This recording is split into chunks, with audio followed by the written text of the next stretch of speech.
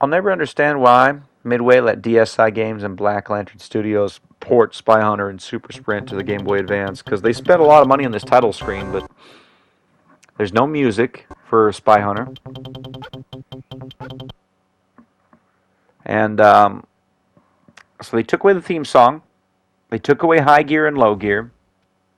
The car doesn't go fast enough to do skid marks anymore, and you can't really brake anymore because you try to change gear and it just, there isn't another gear. It just stops when you change gear. The car just stops.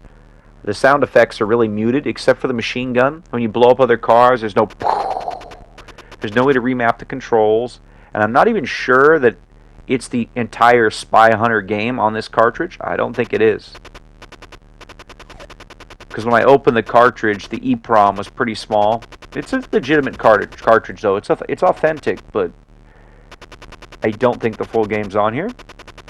I don't think anybody would ever play it long enough to finish the game, or even get to the next part of the road, because it's just pretty horrible. Normally the car could skid, and you could use other weapons, and you'd have one-ups and other lives, and the game's just normally really fun. And Super Sprint is normally a really cool game, but they've taken the precision controls of Super Sprint and thrown them out the window and made it so the car doesn't do what you want it to do. Normally this game,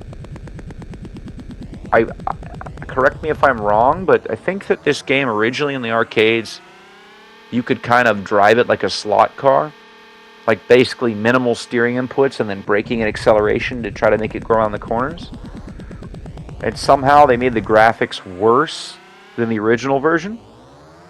The Game Boy Advance had more power than this. It could have made, like, the Game Boy Advance was capable of doing graphics by the end of its lifespan on par with the Super Nintendo.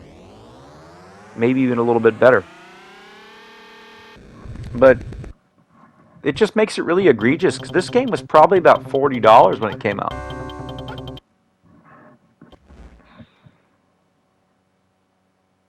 And